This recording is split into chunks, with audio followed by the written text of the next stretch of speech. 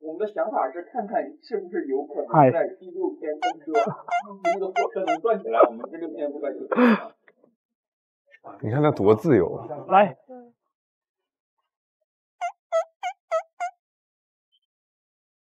你别再夸他自由了，他已经够自由的了，你再夸他就飞了，他得。这脱缰的野马是吧？看见。现在是特写，完全是半张脸，超绝侧脸是吧？你渴望他这种自由吗？我还好吧，但是看到他这样，我也觉得挺开心的。但我没有想要成为这样的人。我喜欢欣赏他，对我就是欣赏。但我是有点想成为他这样的人。你成为不了他这样的人。为什么？因为他这样的人就不会想成为任何人。你们说话我都得，你们都是，你知道吗？我们是这层次，就是桃花坞这层次。是的，是50公里是往上走。学习了哈，杜老师。学习多学还得多学。哎呀，来的这不正是时候吗？我就听这边吵着把火的，我就说这是干啥呀？我这跳起来。我觉得朋友更像是我的救生衣。虽然我坐船也可能不太需要那件救生衣，但是因为有了那件救生衣，我会特别的踏实和安心。你有没有觉得，咱们这次录制《桃花坞》，就咱们老屋眠，就大家都越来越忙了。你看我跟辣姐没见几面，挺好的，大家都越来越好。就我对我的朋友没有什么预设，朋友对我来说很重要，因为朋友是自己选择的家人啊。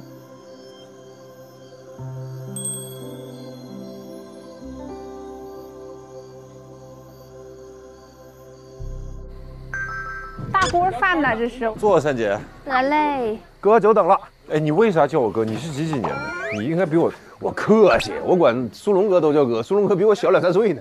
我之前也是，尤其是我，大家轻易也猜不透我的年龄，我这逮谁喊个姐啥的，你看我还喊三姐的。看着就是他就比我小很多，但好在我三姐比较善解人意，她也没有生我气。呀！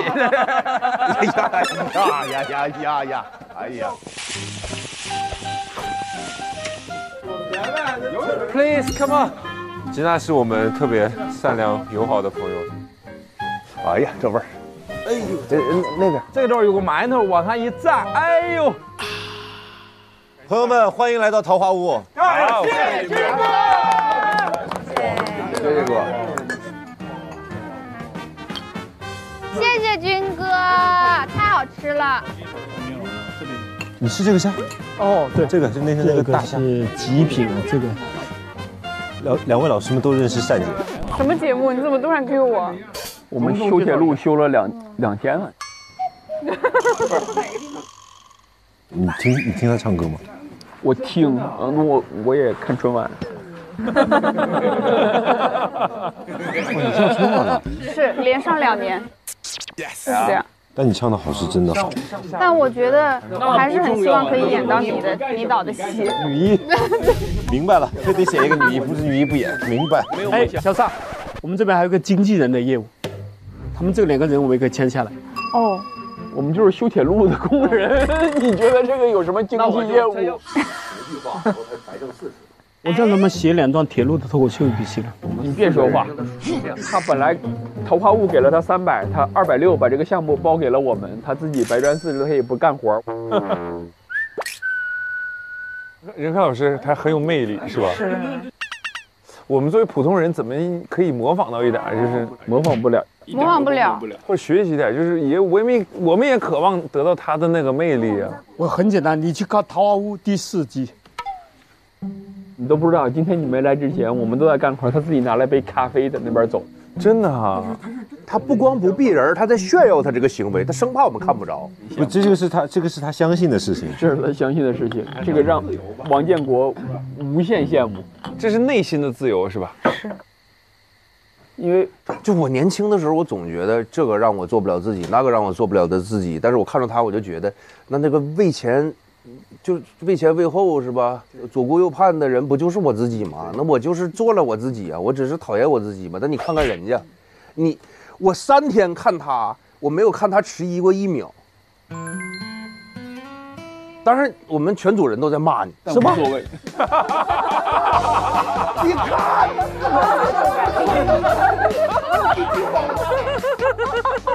他偷懒的时候是真偷懒啊，他搬东西的时候也是一车一车的搬呢。他的偷懒不是说我躲在一个房间里面我就不干活，因为我觉得累，他觉得我需要弹钢琴了。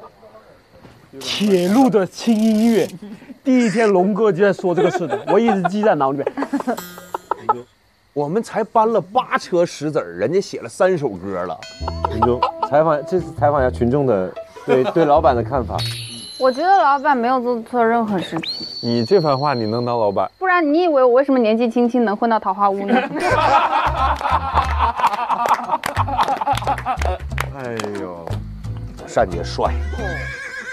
就这点，我们不得不表扬一下小尚来。啊，好突然！啊，老板被老板点名是我的荣幸。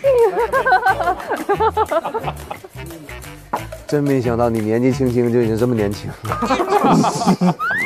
想要有人做人要有觉悟啊！吴长，你最受委屈的事是什么呢？你给我说一个，你觉得我真的委屈着了，我已经不想开心了。其实这么说吧，铁路这个东西呢，它其实就是在工程学里面它特别简单，但实际操作它特别难。最早呢，制定这个方案的时候是全票通过，哎，没有，即便没有全票通过，但大家的对意向都是往这个。结果来了之后呢，而且在奠基仪式那天，你都看到了吗？所有人底下人山人海，真正开工的时候只有7个人。而且在那个徐医生在做这个计划的过程，因为他是个他没有回答我的问题是吧？我认真问的问题他没回答。受的最大的委屈是吧？然后任老师直接开始说铁路了是吧？还是自由，这还是得多学习。我们的问题还是太容易思考了，是吧？我们的问题还是问题回答的太准确了。如果就什么都不在乎了就可以。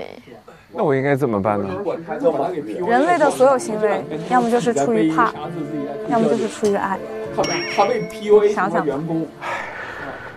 怎么你们一到这屋里面说的每一句话，我都觉得。这就是桃花坞的魅力。你可以试试先失去，把你拥有的东西都给我们。对，你先把你拥有的东西都给我们。你这样，那个卡号还是那几个吧。这样你就可以洒脱起来了，什么都不在乎。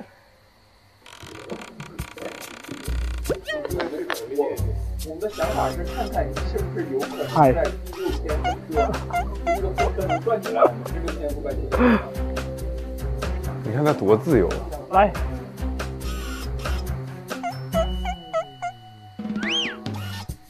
你别再夸他自由了，他已经够自由的了，你再夸他就飞了，他得。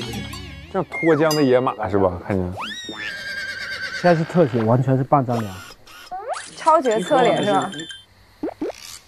你渴望他这种自由吗？我还好吧，但是看到他这样，我也觉得挺开心的。但我没有想要成为这样的人。我喜欢欣赏他。对，我就是欣赏。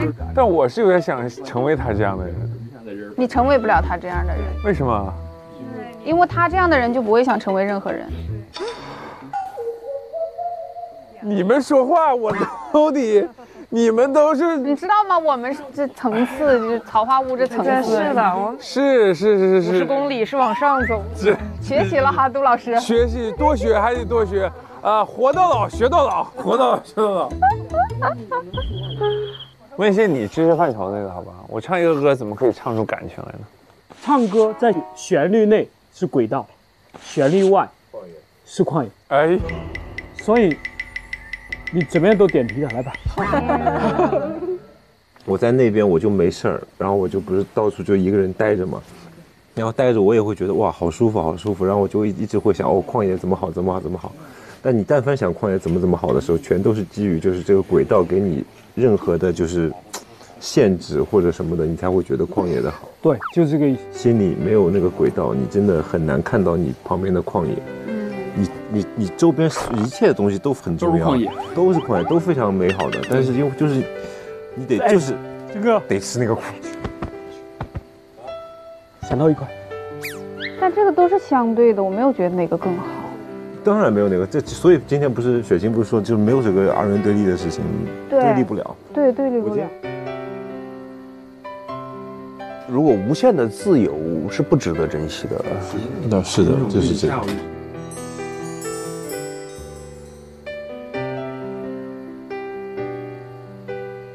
好喜欢跟大家聊天啊！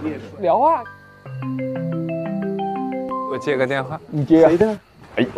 哎呀！哎，媳妇儿。那我能不是？那你别聊了。咋了？这喝酒呢？这？哎呀，这喝酒呢。谁啊？你猜。我不知道你是谁。猜不出来了，我姐，梦辰姐。我都伤心了，刚刚。你怎么就喝酒是怎么回事呢？刚刚我们也不喝。哎呀哥，这咋还聊上我的事儿？不喝呀？那个聊聊。刚才这侃侃而谈，一下怎么就瘪了呢？海涛哥太有意思了。好吃吗？这个三文鱼，你尝尝。还行。你有跟你交了很久的朋友吗？交了最久的朋友就是大学时候认识的。我是真是没啥朋友，其实圈内的就毛不易，而且我就是有点害怕社交。之前，毛毛也想给我介绍朋友认识，但是我就很看状态。我有的时候会觉得，人一多，或者说有不认识的人，我就会觉得有压力，不爱说话，就是那种地方。那你和毛毛是怎么交朋友的呢？因为他也很慢热，我觉得说不上来。我觉得，就是有的时候你碰到一些人，你会觉得你跟他气场很合，可能一见如故的感觉。我跟我好朋友也是这样，真的是这样。就一看就觉得这个人能跟你交朋友，这人能处。而且他确实是一个很真诚的人。我觉得好朋友其实跟恋人一样，我觉得是得相互吸引的。这句话我也说过，在别的综艺里。哦，真的吗？一模一样啊！妈呀！我说我觉得找到一个好的朋友就跟找到一个好的恋人一样，甚至比找到恋人更难。真的要互相吸引。但是这也太默契了。我就希望找到的恋人是身边所有好朋友优秀品质的一个集合体。那很难。我比较理想的恋人状态就是可能大多数时候还是跟朋友一样相处，而不是说天天在那腻腻歪歪的，谁受得了？有啥意思呀？还是朋友好，主要是现在没有。天哪，我们最后一集不会痛哭流涕吧？不会吧？我想不到我有什么值得我哭的点，我但愿啊，但愿。你是挺容易哭的，你上次第一次来放个烟花你都哭了。我真挺容易哭的。我每天有的时候我上班，每天早上就是会留一个时间出来，就是释放情绪。早上就什么事也没发生，就在车上坐着说，那哭一会儿吧。现在闲着也是闲着，就是开始哭。难怪你早上有消肿仪器呢，放着音乐开始看着窗外，开始哭一会儿。那你这样也挺好的。对，我会定期排解。没啥事儿也想哭，但是我属于那种气儿头，气一上来，我不太好哄的那种。然后我可能会越哄，我越觉得委屈。妈呀，我是那种，我生气了，但是我发不出来那种。那你憋呀？对，我就是老能憋了。你就靠早上那一会儿呼吸时间排解吗？对，就是我能，就是靠眼泪排解，但是我不知道怎么跟人发脾气，就是我会，我不知道该做什么样的行动。但你脾气确实挺好的，感觉这样对自己身体不好，就是你还是得正常的排解。你小时候就想做演员吗？不是，我小时候没有梦想。我感觉我所有的事情都是被推着走，走一步算一步的。被谁推着走？家人？不是，自己。社会？命运临近。哎呀妈呀！不是。我今天不知道我能说那么多话，因为我是一个有表达羞耻的人。可是我觉得你很会找话题，就像我们刚坐在这儿，如果你不开口，我真的想不出来任何一句能开口的话。看人吧，可能是因为我觉得我跟你待在一块还挺放松的，所以我能说。在熟的人面前，我觉得我还是能说的。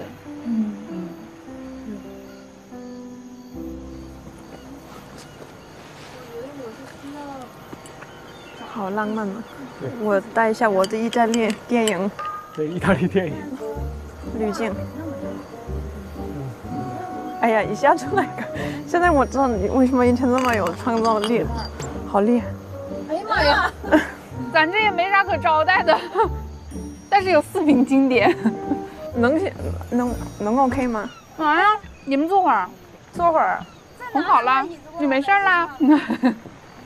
我觉得挺好的，我觉得有情绪就是要排解出来。对，不是你们别觉得是因为光，其他不是这个，不光是因为，但大部分因为我有病啊，我有病啊！对啊，不会。为一个男人而哭泣，女人你不能说，我都脑补出来一出戏了，他在。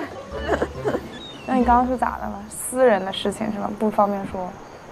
就是很多，就是觉得心理压力。哎，我一说你说这个节目吗？你该哭一下吧，没事的，还没排解完呢。还没排解完。我都看过他哭过2次了。对呀，我天天哭。我很少哭。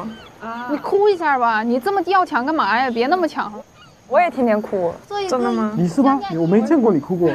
我不会在别人面前哭。我被踩的时候哭的一句完整的话没说出来。真的假的？每次都这样吗？对，上次是这样。可是我们女孩子都需要排解一下情绪的哟。那我们就是被激素控制了一生，真的是被激素控制了一生。其实我们男孩子也是。男孩子也很脆弱。你替男孩子发声一下。对，内心其实也。其实他戴着墨镜的时候，那个墨镜里面已经全都是泪水。对，怪不得那么爱戴墨镜呢。那倒不至于，就内心也很多那种玻璃瓶。玻璃瓶还是玻璃心？内心住了很多玻璃瓶。难怪吉娜走不进去呢，原来里面都是玻璃瓶，玻璃渣，扎脚走进去。我一开始以为你不是一个很敏感的人，你好像没有太多的社交压力，至少你表现出来的好像没有太多社交压力，但是其实无形的还是会有，可能你自己都不那么是，对吧？但我不想给别人这种感觉，就感觉对。而且我总觉得你很孤独，在这儿，就是我已经很努力在平衡很多世界，在我自己生活中也是，然后在这儿我也很努力以前融入，我知道是很难，因为我是就是在这就是我也中国媳妇，但是我还是外国人，对，所以就是语言啊什么的都，但大家很喜欢你，但我觉得每个人都自己很知道一天要干嘛，然后和谁玩，还这个那个。没有，我不知道。你可拉倒吧，可拉倒吧。其实我觉得吉娜很孤独，我们好像都找到了自己的一个支点，有的还不止一个，但是吉娜好像没有。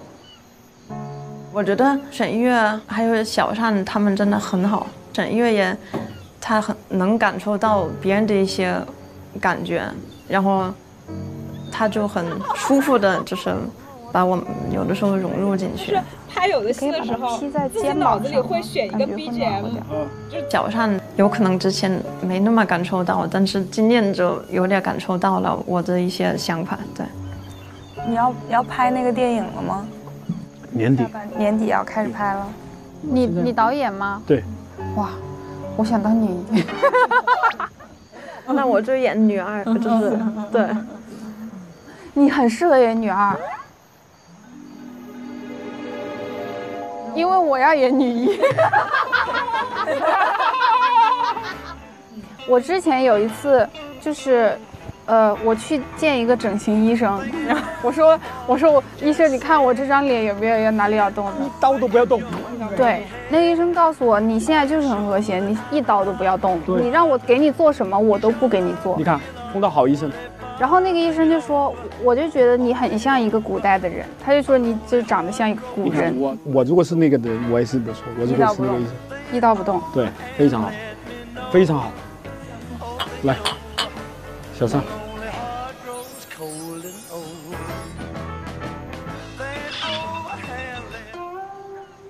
咱俩现在已经变成那种就是在坐在一起沉默也不会尴尬的朋友，对，就是同处一个空间，就是不说话都不尴尬。就是如果两个人没有那么熟，就会不停的找话题。咱俩确实已经过了那个在一起吃饭要聊天的那个阶段了。我非常讨厌这种互相选择的游戏，因为我小的时候就是这种互相选择都没有人选我。啊？为什么呀？不知道，没人，就包括上大学的时候，社团活动，然后大家要互相选择的话，都没有人，从来没有人选我。那我没有这种经历啊，因为我都说好了，我从小就能说好。因为我小的时候对于朋友的占有欲比现在强，就是我在这个班级里面，我一定有最好的朋友，我就是和我最好的朋友，我们要做，就是要深度绑定，就是在我们上厕所也要在一块儿，什么时候都要在一块儿，干嘛都要在一块儿。假如说我可能就是到了某一个阶段，就像是。小学升初中，初中升高中，我就会在新的学校、新的班级再找一个最好的朋友，迅速找一个深度绑定的人。所以，你能接受跟你最好的朋友渐行渐远吗？我觉得看什么样的朋友吧。我觉得就是，有的朋友可能是那种很长情，会陪你很久很久、很多年很多年，但有的朋友就是阶段性的。对，就是别太强求。任何一段感情，我觉得开心最重要。就当你和这个人开始，你觉得有一些，当他说的一些东西，你发现好像第一次听说的时候，其实就是你们在走远的时候。对，就是他说的东西，你觉得你好多都不知道了。对，互相不说了。对，在你缺席他的人生那段时间，你们俩连联系都没有。可能最好的时候，你跟他什么都能说。后面可能慢慢你就会发现，有些东西就是不是不能说，是觉得没必要跟他说，因为跟他说的话还要往前面倒推很多很多，就是好麻烦。因为这个事情第一时间遇到很难过不好的事情的时候，你肯定是有一个第一时间你想说的人。对。当你跟这个人你就说完以后，可能过了一段时间，你再遇到了之前那个很好的朋友的时候，你是真的不想再提这个事情了。所以他其实就错过了你一段人生中难过的事情，然后慢慢错过的越来越多，你们就会越走越远。但是我觉得这个就是人之常情，但并不代表你俩人就不好了。如果他有什么忙的话，还是很愿意帮。我以前是和我最好的朋友深度绑定，但我现在不是了。我觉得我比以前能享受孤独了啊。你们650就是一个绑定的嘛，从第一季就成为朋友的人，但是。我就是感觉我是每一季都是来交朋友的，只有这一季有那种就是说是在和我的老朋友一起。真的？对。那你很厉害呀！你看你永远都能有人玩，你第一季跟野子玩，第二季跟 C 玩啊，你每一季在这种活动中都会被坚定的选择呀。是，可能咱也有点就是个人魅力这一块儿。但其实咱俩应该是从上一季就是开始，上第二季，咱第二季就还好个啊。我跟小大关系好的比我跟你关系好的快。当然，我第二季跟他就挺好的，我是第3季才跟你好。我是觉得当时的时候相处的一般，是因为你说话我老听不懂。你跟我说话就从来没有第一遍我能听懂的。是吗？对，重逢是什么？最浪漫的相遇，是不是你说的？你这个把我经纪人拿死了，这个话是吗？受不了，每次说这个，我经纪人都说这个李雪琴太有东西了。说孟老师，你要是想说这话，你要咋说？我就说，就下次见面挺开心的，期待下次见面。对，我觉得这样很好。我真的觉得你大道至简，大象无形，大音希声，真的。哎呦我妈呀！说点我能听懂的。我们大多数人会多绕好几个弯，碰好几次壁，才能找到那个真谛所在。但你从一开始就在真谛那里等着我们，因为你没有绕弯的这个过程，走直线，从这儿到这2点之间线段最短。但我觉得可能就是因为我这个人就是太懒了，我不喜欢太复杂的，就是我喜欢比较简单的。所以就我很羡慕你嘛，你就在这儿等我们撞墙，然后过去。就是反正我就觉得我要是和谁相处，让我觉得很复杂，我就不想再跟他相处了。我就是这样的人。哪种复杂？就是我老是觉得吧，就是特别是圈里的朋友。我明白你的意思了。这个行业你俩的关系总有其他因素会左右，包括你的经纪团队。所以我就觉得，就是当别人能允许让你在各个地方提他，说他是我的好朋友，他的团队以及他都没有任何想法的时候，就已经说明你们的关系就是非常非常好了。对，因为哎呀，哇，梦姐，真的，确实是对，以为关系不错，或者是你俩都以为关系不错，但是人家的团队或者人家的粉丝对不接受你俩关系不错。对，我之前的时候也就是可能朋友的粉丝也骂我，但现在就是大家确实一直都很好的就不骂，都这样，因为他们还有新的人要骂，对，骂不过来，很累的。但还有粉丝之间的都是互相友好的，对，这种友好放在桃花坞就比较多。那天天提，对，哪节目都提，对，哪节目都是这几个扮人儿。所以我觉得在桃花坞的朋友，对我来说是比较那个可以常提起的。对。哥，你今天也不是那种主动会喊朋友的那种人哈。不是，我合计，万一我喊个谁，谁愿意跟别人那啥呢？咱俩是一样，是吧？我也猜到了，就想着，而且就是属于那种朋友这个东西，就到最后总会有的，我总感觉。哇，这么乐观的一个小世界观就这么带出来了，大家都在嘛，就是你知道，在这一刻你会有一个朋友，但是农哥是我的第一人选。我今天感觉应该是听到圣子，我农哥，你都懂我吧？就是应该是这个，稍微会有一点点，遗憾也好，失落也好，但这个东西就是你接受嘛，就是你再好的朋友也不可能时时刻刻陪在你身边，就是朋友这玩意儿你总会有的。是这个理儿，很少主动去交朋友哈。但你是属于这种，你主不主动的，你的那个给人的阳光积极的形象有点给太满太足了，太积极了。对，所以别人就会先天的觉得，最起码破冰的第一步是在你身上是没有的嘛。对，那从第二步开始，那肯定你比别人交朋友快嘛。对。不是你的平时跟他出去吗？还是在屋里待着？我平时不出去，屋里待着啊。那你是 I 人还是 E 人？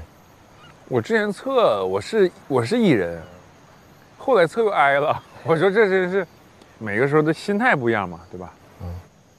你干过什么就是说走就走马上干的事儿？我老这样。你老这样？就我要去啥地方，我就是可能提前一天我就决定，或者当下决定我就去了。那这个好呀。但这种就是顾虑太多了。然后你问什么身边人什么的，有一个人说：“哎呀，你折腾干啥？对吧？”后来也是啊，对，就是这种东西一理智下来就说哦，折腾干啥？你本来去也就去了，是吧？也真是。你是哪里人？湖北哪里？我荆州嘛。我刚从武汉回来，但跟长沙其实差不多吧，武汉。长沙也是那种感觉嘛。对。但其实我没怎么去长沙那种市里转过，那个快本还有的是，不就晚上大家一块吃饭吗？对。那会儿录完了就等着去那个吃点儿。对。哎，你要影响我其实去的时候，那录的时候是最后一期。是吗？对，我录完那期就没了。9月中那会儿吧。我忘了具体时间了，但我录的是快本最后一期。之前的工作状态就是轨道啊，你永远知道有一个时间点你要做什么。然后突然你不做。你没有这个轨道了之后，那会儿的状态其实不是觉得说我有旷野啊，那个时候反而是焦虑。对，那个时候是反而接受不了没有轨道，然后在慢慢这个过程里面，你自己其实就跟我们建这个轨道是一样的，你自己就是我没有轨道了，但是我自己给自己建一条轨道建这个轨道之后，然后往旷野里开。就是我的目的地是旷野，但是我在轨道上。就我准备上大学的时候，我爸特别想让我去那个传媒，或者说去军艺嘛，所以以后不想留校。我说我就想自由。结果现在，就这种自由才是最大的不自由。那你95年想的事儿都啥？挺成熟呀。28了，28，对，不小了。我28那会儿，那真是啥也不明白。没有啊，不想点有的没的吗？我真不想，我感觉我是到了30岁之后，就突然知道说，哦，我要想事儿了。你上次没来，然后完了，还不晚上跟哥哥、志胜他们一起。聊650，未来的8人。哎呦我，就说你是最重要的粘合剂，是吧？你们这个就挺妙的，每个人都不太一样。啊，对，每个人就是刚好就是在一个很合适的一个位置上，太互补了。对，少哪个都不行。对。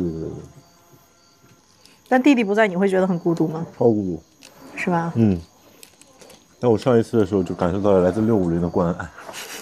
我上一次录的时候就是，其实哥哥雪群和智胜，因为我永远是把边坐的嘛，他们就会轮流的往我边上坐，然后就坐那儿就那种，所以你看，人再多的社交类节目，到最后其实都是找小圈子，就是小团体，肯定是小团体。就是我看一下他们说，交朋友特别简单，就一开始就是大家臭味相同嘛，能聊到一块儿，然后完了之后就是大家互相得经历各种事情，一起经历事儿才行。好事坏事都得有，对，完了之后就才能决定好不好。而且只有像比如说桃花坞这样能连续办这么每年都办一次，这样友谊还能维持。而且又如果就是老污名的话，其实特别容易。是的。我现在就真的是跑到哪只要见到老污名就觉得老亲切了。我以前觉得哇，做演员，我是不是应该拿个奖？我说多爽啊哈！但后来现在觉得，其实最幸福的事还是跟一群志同道合的朋友一起去完成这个事儿。所以我录桃花坞是最开心。我拍戏拍得累得要死的时候，晚上就开个桃花坞开。这有一群志同道合的朋友太难得了。对，就是当你大家所有就是人的心往一处使的时候，而且去完成这个作品，很有成就感。确实。接下来该不会完成我的事儿就开始跳舞了吧？那就跳吧，先跳，先跳了再说，放超大声，咱们跳2首歌，可以，就当饭后消食了。你也突破一下吧，说不定你就爱上了。但是你也没想过，就是你说我会说，哎呀，我不跳，算了，求你不跳了。我觉得你会跳的，因为我对你了解。其实我当时我喊你的那一瞬间，一是因为时间的问题，二是我觉得哇，这舞跟军歌跳挺有意思的。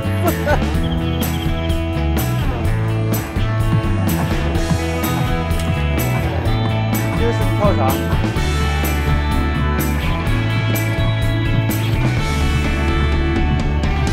哪个手？上手很快，军儿哥。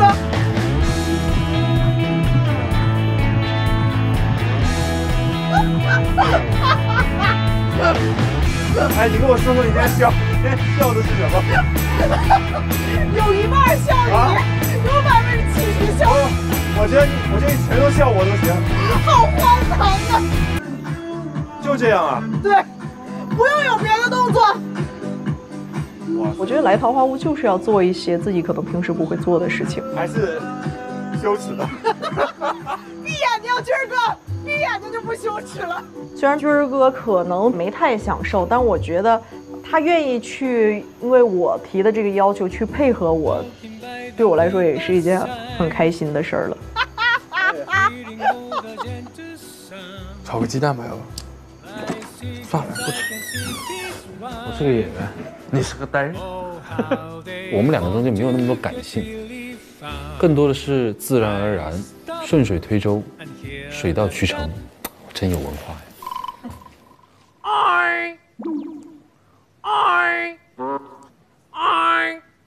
哪来的驴？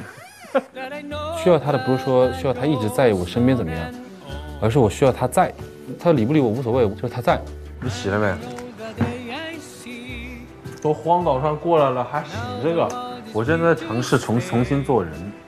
他是我保底，我也是他的保底。现在我越来越肯定这个事了。你要敢走，我也呼了，我跟你说。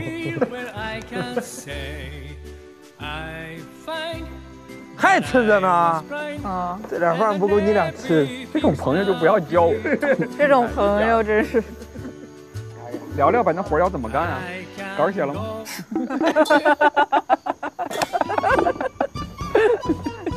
你快回来，我不能一个人听这种话。你稿也没写吧？我帮忙，我真帮忙。我也没呢，还该着修铁路呢，修的是我的下坡路上。稳稳的啊，给你弄得缓缓的。修好铁路速度可快了。我还是溜达着下去吧，我不想修铁路。朋友是什么？朋友是让你感觉到孤单的时候，突然出现了一个人。我们生活在这个社会当中，就是不可能一个人可以独自的存在。我觉得每个人都需要朋友，互相陪伴，然后互相帮忙。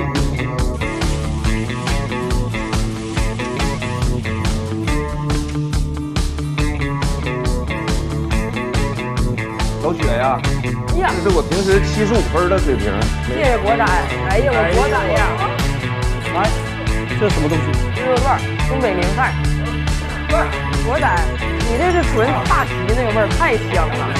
那反正或多或少有点不对的，但是对是吧？有点不对的地方。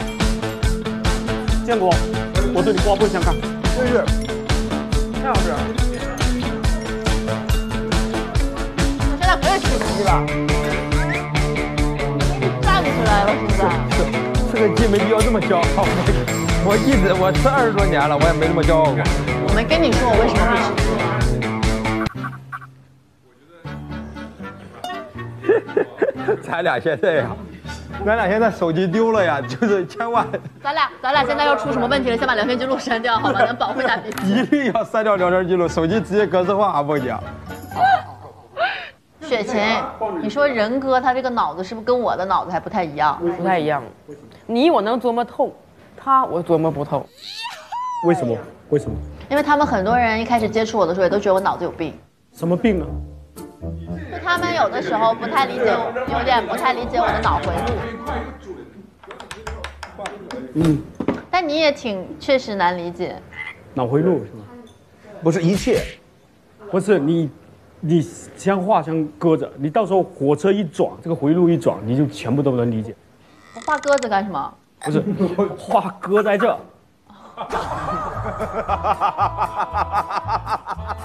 我以为你要搞什么玄学，要画个鸽子，然后这样子实话，他俩的对话，我没怎么听进，没怎么听懂。没听懂，我听懂了。你听懂了？我现在是这个仁哥的同传。那我呢？你不需要同传，你大伙都能懂，对吧？他是普通话不行，需要一个同传。我决定，我现在很认真地讲普通话，我就不相信讲不好。你写的歌多吗？多。哪个歌是你写的？什么？你的哪首歌是你写的？啊，我，出道到现在20年，写了大概有100首吧。行，我去搜。他们说要想看懂一个人，就先去看看他的文字。我马上去看看你的歌词。我写个小说了。什么小说啊？我写了通俗小说。叫啥名啊？就叫通俗小说。真假的？真的假的？你来跟他说说，袅袅知道的。出版了吗？出版了。你里面讲啥呀？讲你的世界？没有，我写了一个南方的故事，大概就锁定在广州的氛围。广州的氛围？对。你看你说的是什么话？因为不能剧透太多，你也知道。你都出版了，你为啥不能剧透太多？我出去透口气儿。是不是你每天在树洞里面听人家说啥你就写下来？也不能全部写，否则的话就变成那个低俗小说，跟着打字一样。但是我的通俗小说一点都不低俗，也不高雅。那你想干什么？你想干什么？袅袅应该懂我的意思。我觉得咱俩的不同是我这个人就是非黑即白，我没有什么就是灰色地带，你这个人全是灰色地带，是我们俩的区别。你什么时候去未知屋啊？今天马上 ，OK， 拜拜吧，拜拜拜拜拜拜。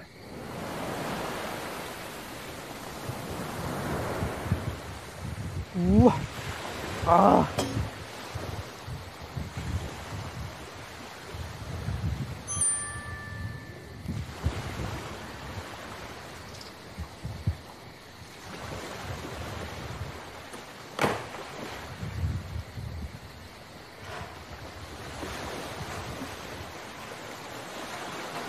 天哪！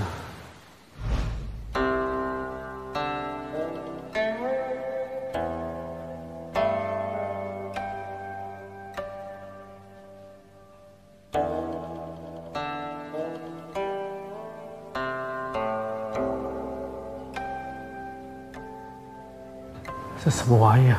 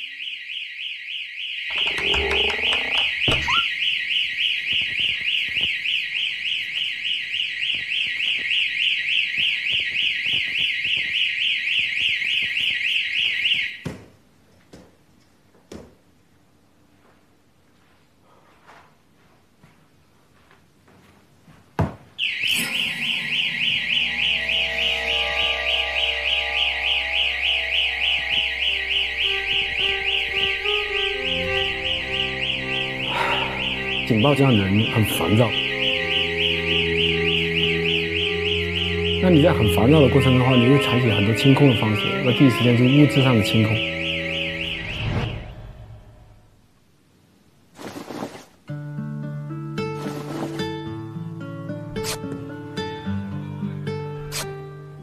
就想把那些东西从视觉上，你想让它给简单了，然后再画上一些跟你比较生活比较贴近的东西，比如蟑螂啊，对吧？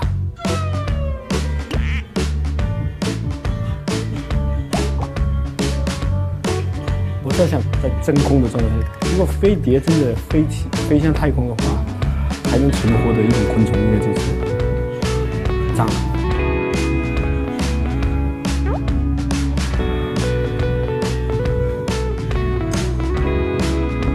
但是我不光画了蟑螂，我还画了蝴蝶，因为我想参考那个敦煌的那个壁画，不叫飞天嘛？那蟑螂跟蝴蝶也都是飞来飞去。对，那个地方我很喜欢。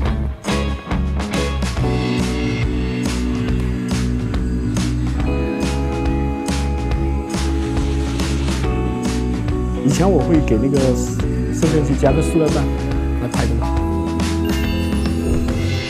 把它弄上去的时候，会不会有感到孤独的感觉？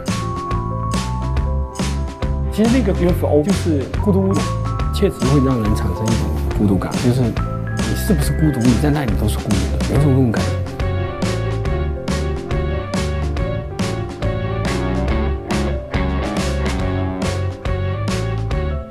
但是这一次我们画了那么多蟑螂，那么多蟑螂没的，是吧？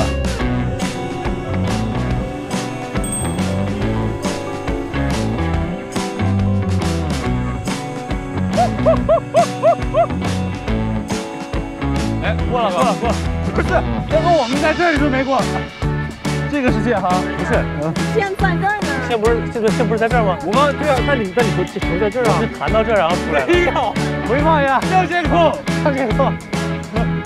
好像一个乌托邦一样。我喜欢人物状态自然一点。好，等一下。我喜欢死装。那这样，来抓啊！哎呦，太自然了。整个环境里面所有的东西都是很浪漫，充满了浪漫。请给你制造一点泡泡。哎呀，大家的感情，我觉得是真的在加深。干嘛？你问我音乐的可以，真的很好笑。你俩死装姐和死装哥，你俩真的是。姐姐，你看姐姐们。Hello， 好可爱。你好呀。有的时候朋友吧，不是我们自己在这个世界上寻找的，是我们到哪个环境里就遇上了，然后我们顺理成章的成为了朋友。